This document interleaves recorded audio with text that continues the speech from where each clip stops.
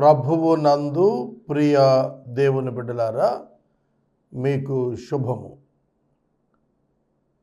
ద్వితీయ ఉపదేశ కాండము గ్రంథము 20వ అధ్యాయము ధ్యానము.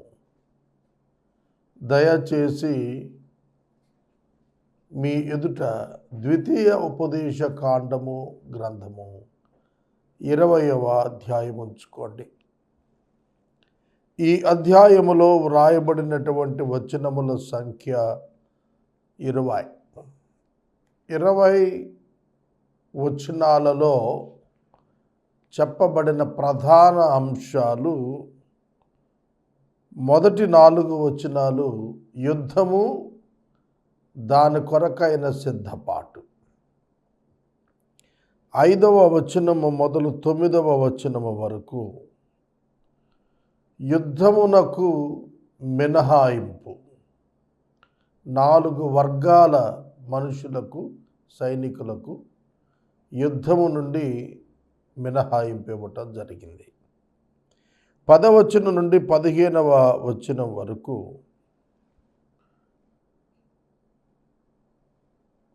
Foreign countries other than promised land, వాగ్దాన భూమి కాక దూర ప్రాంతాలు, వాటిని యుద్ధం చేసి ఎలా స్వాధీనపరుచుకోవాలో చెప్పబడింది. 16 నుండి 18 వచనాల మధ్య వాగ్దాన భూమిలో ఉన్నటువంటి 7 జాతుల ప్రజలను సమూల నిర్మూలనం చెయ్యాలి. హోర్మా, నిర్మూలము అనర్థం. నిర్మూలన చేయాలి. కారణము విగ్రహారాధన నేర్చుకొనకుండా నిమిత్తం. 19-20 వచనాలు చెట్లను నరుకుటను గూర్చి, ఏ చెట్లు నరకాలి, ఏ చెట్లు నరకకూడదు అనే విషయాన్ని గురించి రాశాడు. ప్రధానంగా ఈ అధ్యాయం అంతా కూడా యుద్ధాన్ని గురించే మనం చూస్తాం. తరువాత ఆ దేశాన్ని స్వాధీనం చేసుకునే విధానాన్ని, శత్రు సంహారాన్ని చూస్తాం. ఇక మొదటి వచనము నుండి వాక్య ధ్యానం ప్రారంభించుకుందాం, చదువుకుందాం. నీవు నీ శత్రువులతో యుద్ధమునకు పోయి గుర్రములను, రథములను, మీకంటే విస్తారమైన జనమును చూచినప్పుడు వారికి భయపడవద్దు. ఐగుప్తు దేశములో నుండి నిన్ను రప్పించిన నీ దేవుడైన యెహోవా నీకు తోడై ఉంటాడు. అంతేకాదు, మీరు యుద్ధమునకు సమీపించేటప్పుడు యాజకుడి దగ్గరకు వచ్చి సైనికులతో ఇలా చెప్పాలి: ఇశ్రాయేలీయులారా వినండి, నేడు మీరు మీ శత్రువులతో యుద్ధము చేయుటకు సమీపించుచున్నారు. మీ హృదయములను జంకనీయకుడి, భయపడకుడి, వణకకుడి, వారి ముఖము చూచి బెదరకుడి. మీ కొరకు మీ శత్రువులతో యుద్ధం చేసి మిమ్మల్ని రక్షించువాడు మీ దేవుడైన యెహోవాయే. ఈ వచనం మనకు చాలా ఆశీర్వాదకరమైన సమాచారంతో కూడింది. మీరు మీ శత్రువులతో యుద్ధానికి వెళ్తున్నప్పుడు, ఇప్పుడు మనం యుద్ధాలు చేయటం లేదు. ఇది ఇశ్రాయేలీయుల కాలంలో చెప్పబడిన మాట. వారు కనాను స్వాధీనానికి, యుద్ధానికి బయలుదేరినప్పుడు చెప్పిన మాట. ఈ రోజున మనం కత్తిగట్టి యుద్ధాలు చెయ్యం. కానీ శత్రువులు లేరా మనకు? మనకు శత్రువులు లేకపోయినా మనలను శత్రువులుగా భావించేటువంటి వారు లేకపోయారా? ఆలోచించండి. కనుక మనలను శత్రువులుగా భావించి మన పట్ల శత్రుత్వాన్ని ప్రదర్శించే వారికి మనం భయపడక్కర్లేదు. మీరు పనిచేస్తున్న కార్యాలయంలో, మీరు వెళుతున్న పాఠశాలలో, మీరు వ్యాపారం చేస్తున్నటువంటి వ్యాపార స్థలంలో, ఎక్కడైనా సరే మీకు వ్యతిరేకంగా ఎవరైనా మీకంటే బలాఢ్యులు లేచినప్పుడు వారికి భయపడనక్కర్లేదు. మన దేవుడు మన పక్షంగా యుద్ధం చేస్తాడు. మనకు ఆయన షీల్డ్గా ఉంటాడు, ప్రొటెక్షన్గా ఉంటాడు. ఆయనే మన చుట్టూ ఆవరించి ఉంటాడు. ఈ సత్యాన్ని నేర్చుకుంటే మనం ధైర్యం పొందుతాము. మన శత్రువు ఎంతటి వాడైనా మనం లక్ష్య పెట్టం. బైబిల్లో షడ్రక్, మిషక్, అబేద్నెగో ముగ్గురు తమను శత్రువులుగా భావించి అగ్నిగుండంలో వేయాలని చూచిన నెబుకద్నెజరుతో ఏమన్నారు? ఓయి నెబుకద్నెజరు అన్నారు. లక్ష్యము చేయలేదు. ఏలియా అహాబుతో లక్ష్యము లేకుండా మాట్లాడాడు. ఎలీషా నయమానుతో లక్ష్యము లేకుండా మాట్లాడాడు. వారు గొప్పవారే కావచ్చు, వారు బలాఢ్యులే కావచ్చు, అయినప్పటికీ వారంటే లక్ష్యము లేదు. కారణం, మా దేవుడు మా కొరకున్నాడు అనే భావన. నీవెన్నడూ కూడా నీ శక్తితో, నీ బలంతో నీవు నీ వ్యతిరేకులను, నీ శత్రువులుగా ఉన్నవారు నిన్ను భావించిన వారిని నువ్వు భావించక్కర్లేదు. నీ దేవుడే నీ పక్షంగా వారితో యుద్ధం చేస్తాడు. దేవుని యొక్క వాక్యంలో కీర్తనల గ్రంథంలో 20వ అధ్యాయం 7వ సంకీర్తనలో కొందరు రథములను బట్టి, గుర్రములను బట్టి అతిశయిస్తున్నారు. మనమైతే మన దేవుడైన యెహోవా నామాన్ని బట్టి అతిశయిస్తున్నాం. ఇశ్రాయేలీయుల అతిశయం ఏమిటి? దేవుని నామం. ఐగుప్తీయుల అతిశయం ఏమిటి? గుర్రములు, రథాలు.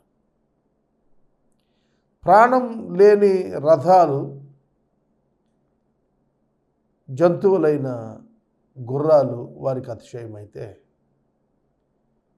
అంటే యుద్ధంలో వారు తమకున్నటువంటి బలాధిక్యతలను బట్టి వారు అతిశయిస్తారు. కానీ దేవుని పిల్లలైతే దేవుని నామాన్ని బట్టి అతిశయిస్తారు. దావీదు గొలియాతు మీద యుద్ధానికి వెళ్తున్నప్పుడు ప్రకటించిన ప్రకటన ఏమిటి? జీవము గల దేవుడైన యెహోవా పేరిట నీ మీదకు నేను వచ్చుచున్నాను. యెహోవా పేరిట, యెహోవా నామాన్న ఆనాడు దేవుని పిల్లలు యుద్ధం చేశారు. ఏలియా అహాబుతో ఉన్నాడు. నేను ఏ జీవము గల దేవుని సన్నిధిలో నిలిచి ఉన్నాను. ఎస్, ధైర్యం. ఇశ్రాయేలీయుల ధైర్యం, ఇశ్రాయేలీయుల అతిశయం యెహోవా నామము. ఇప్పటికీ మన ధైర్యము యేసుక్రీస్తే. మన ధైర్యము దేవుని కుమారుడైన యేసుక్రీస్తు ప్రభు. మన అతిశయం కూడా యేసుక్రీస్తే. మనలను ఆవరించి ఉన్నవాడు, మనలో ఉన్నవాడు, మనతో ఉన్నవాడు, మన కొరకు ఉన్నవాడు ఆయనే. కాబట్టి ఇతరుల అతిశయాలు ఏమైనా అవ్వచ్చు. వారికి కులం కావచ్చు, వారికి బలం, ధనం కావచ్చు, వారు అధికారం కలిగిన వారు కావచ్చు. కానీ నీపై జయం అందలేరు. ఎందుకంటే యెహోవా నామమైన యేసుక్రీస్తు ప్రభు నీతో ఉన్నారు. యెషయా గ్రంథం 31వ అధ్యాయం 1వ వచనంలో ఇశ్రాయేలు పరిశుద్ధ దేవుని లక్ష్యపెట్టక, యెహోవా యొద్ద విచారింపక, సహాయము నిమిత్తం ఐగుప్తుకెళుతూ గుర్రాలను ఆధారం చేసుకుని వారి రథాలు విస్తారమని, రౌతులు బలాఢ్యులని అతిశయించే వారికి శ్రమ. ఎవరైతే తమ అతిశయ కారణంగా మనుషులను, వస్తువులను, జంతువులను ఆశ్రయిస్తారో వారికి శ్రమ. దేవుని ఆశ్రయిస్తారో వారికి దీవెన. తర్వాత ద్వితీయోపదేశకాండం 31వ అధ్యాయము 6, 7, 8 వచనాలు మనం చదివినట్లయితే దీనిలో చాలా స్పష్టమైనటువంటి వివరణ మనకు కనిపిస్తుంది. చదువుకుందాం. ద్వితీయ ఉపదేశకాండము గ్రంథము 31వ అధ్యాయము 6 నుండి 8 వచనాలు.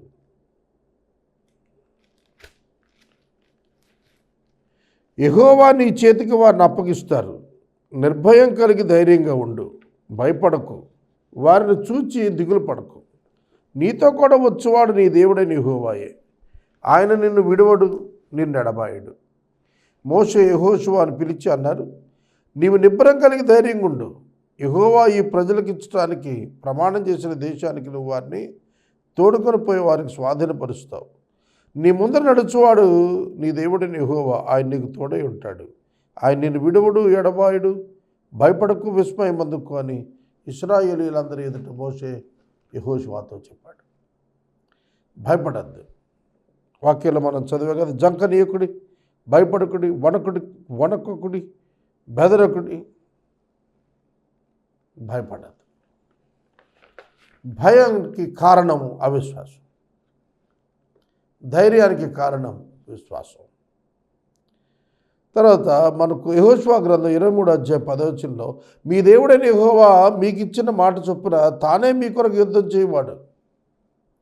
కాబట్టి మీలో ఒక్కడే 1000 మందిని తరివేస్తాడు. మీ దేవుడైన యెహోవా తాను మీకు మాటిచ్చాడు. ఏమని? మీ పక్షాన నేను యుద్ధం చేస్తాను, మీ పక్షాన యుద్ధం చేస్తానని. ద్వితీయోపదేశకాండం 1వ అధ్యాయం 30వ వచనంలో యెహోవా మీ కొరకు యుద్ధం చేయను అని రాసింది. సహోదరుడా, సహోదరి, యుద్ధము యెహోవాదే.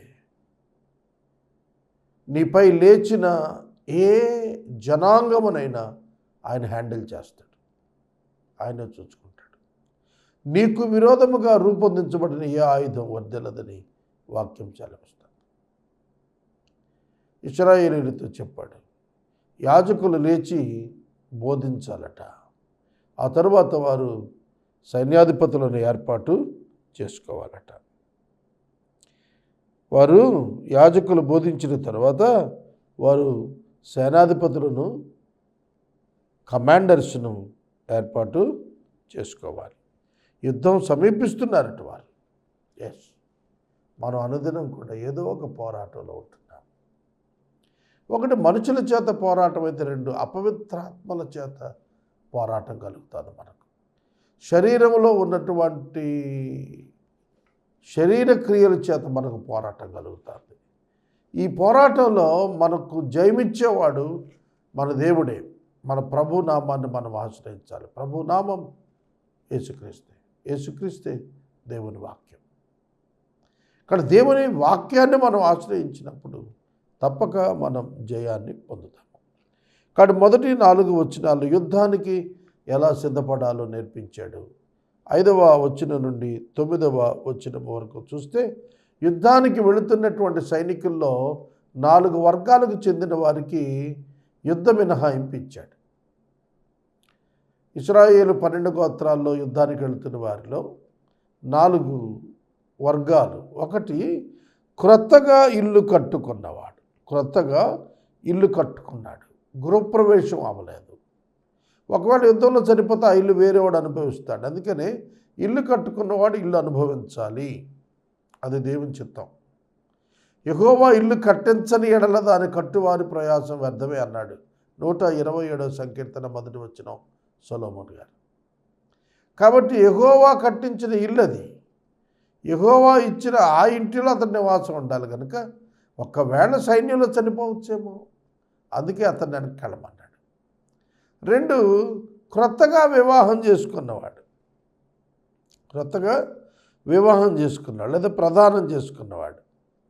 ఆమెను ఇంకా పరిగ్రహింపకుండానే యుద్ధానికి వెళ్ళిపోతుంటే, అక్కడ చనిపోతే అతడు ఆమెతో సంతోషించలేడు. అలాంటి వాడిని వెనక్కి వెళ్ళమన్నాడు. తర్వాత పంట వేసినటువంటి వాడు. తర్వాత పంట, ద్రాక్ష తోట వేశాడు, ఇంకా పంట రాలేదు, పండ్లు తినలేదు. అతడు వేసిన పంట వేరొకరు తింటారు చనిపోతే. కాబట్టి అతడు వెనక్కి తిరిగి వెళ్ళొచ్చు అని అన్నాడు.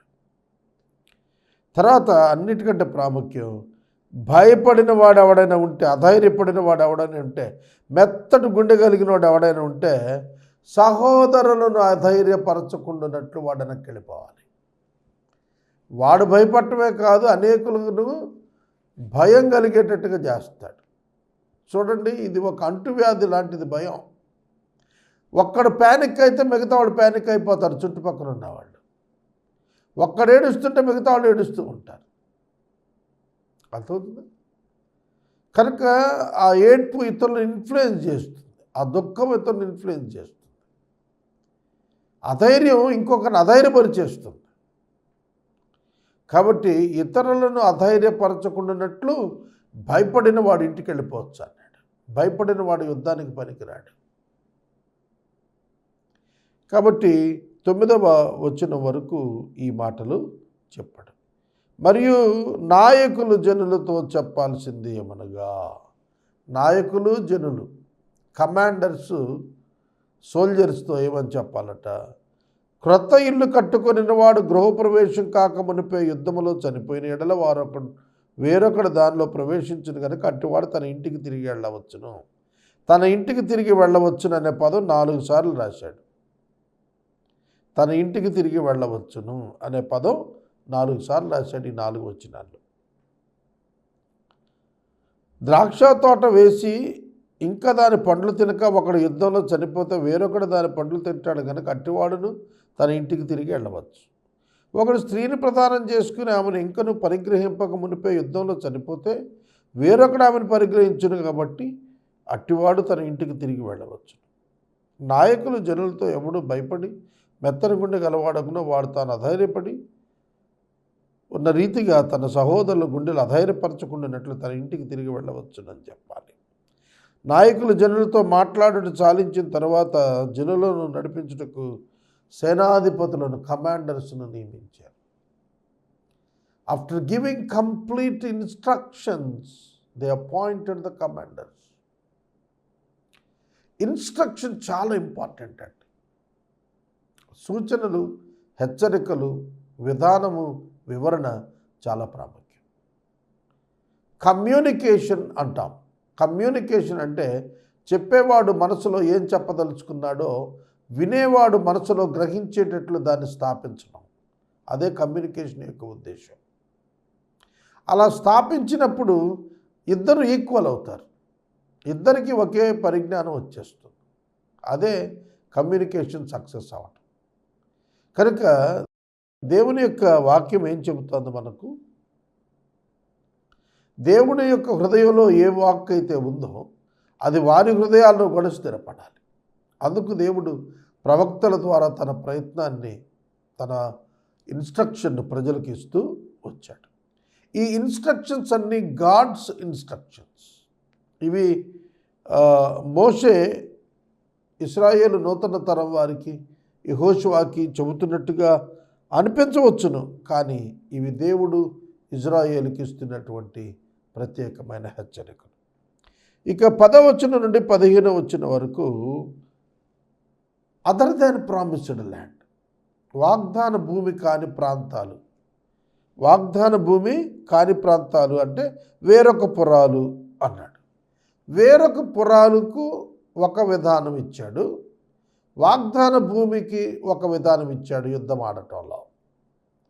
వేరొక పురాలు, అదర్ దాన్ ప్రామిస్డ్ ల్యాండ్స్, దానికి ఎట్లాంటివి అనగా అవి దూరాన ఉన్నటువంటి పురాలు. వాటికి యుద్ధానికి మీరు వెళ్ళేటప్పుడు మొదట శాంతి కోరుతూ వారికి సమాచారం అందించాలి, శాంతి హస్తం చాచాలి యుద్ధం చేయటానికి ముందు. అప్పుడు వాళ్ళు ఆ సమాధానానికి, ఆ రాయబారానికి వాళ్ళు ఒప్పుకొని ముందుకు వచ్చినట్లయితే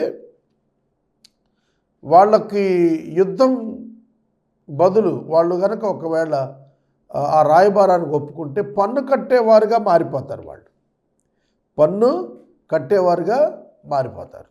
దానివలన వాళ్ళు సంధి చేసుకుని సామంతులుగా ఉండటానికి ఇష్టపడతారన్నమాట. లూకాసు వార్త 14వ అధ్యాయము 31, 32 వచనాలు కనుక మనం చదివితే ఈ విధంగా ఉంటుంది. ఇది యేసుక్రీస్తు ప్రభువారు స్వయంగా చెప్పిన మాటలు ఇవి.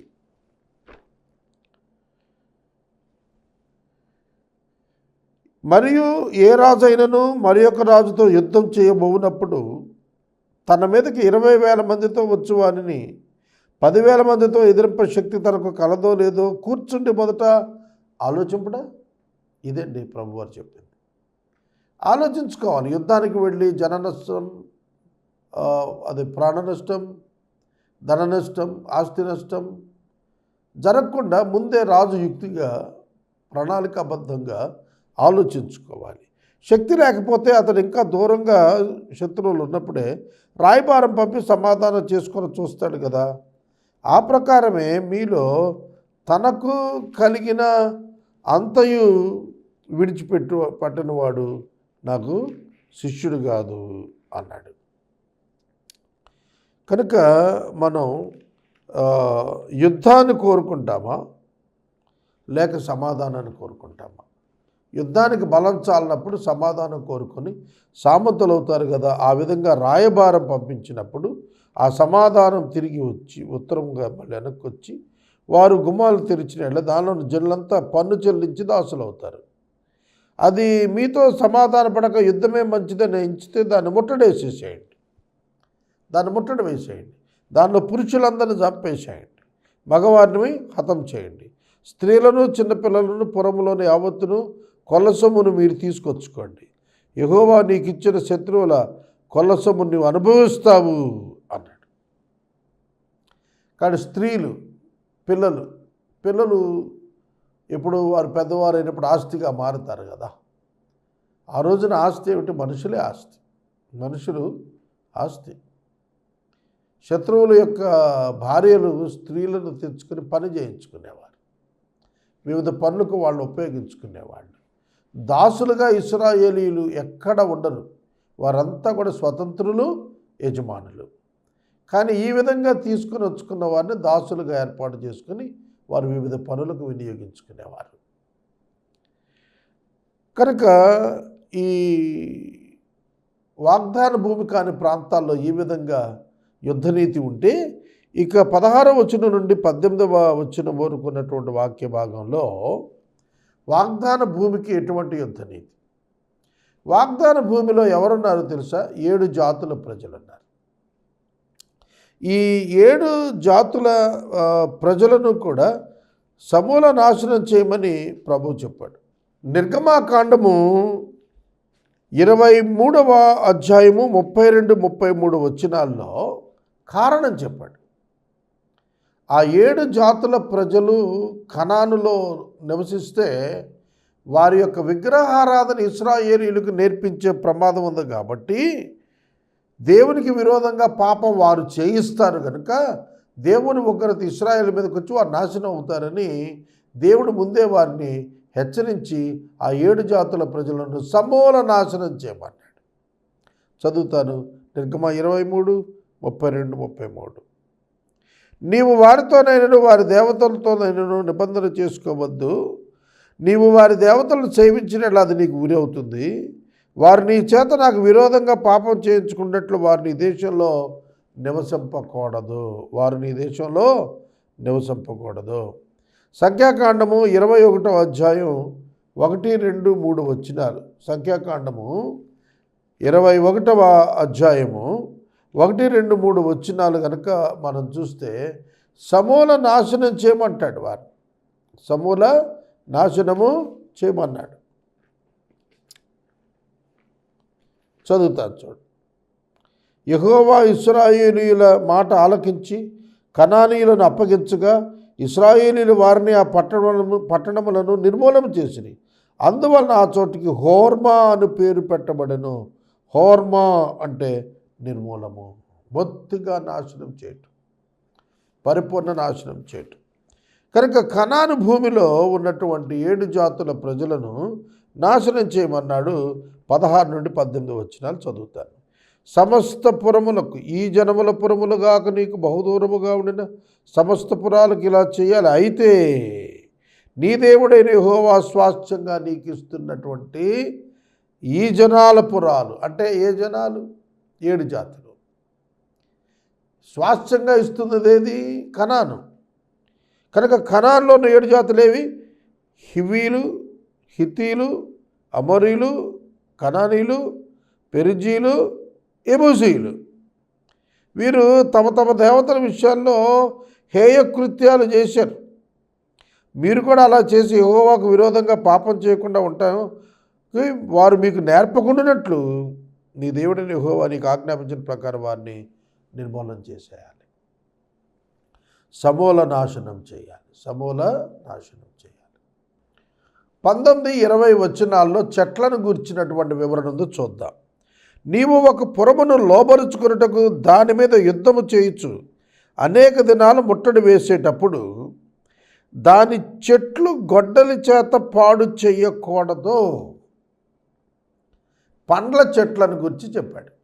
పండ్లుంటే, తినని పండ్లుంటే ఆ చెట్లు నాశనం చేయొద్దు. అవి ఆహారానికి ఉపయోగపడతాయి.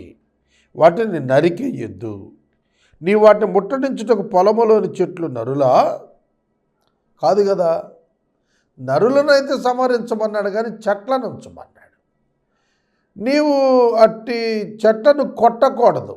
ఏ చెట్టు తినదగిన ఫలములు ఇచ్చినవి కావని నీ వెరుగుదువో వాటిని పాడు చేసి నరికి నీతో యుద్ధం చేయు పురము పడు వరకు వాటితో దానికి ఎదురుగా ముట్టడి దెబ్బ కట్టుకోవచ్చు.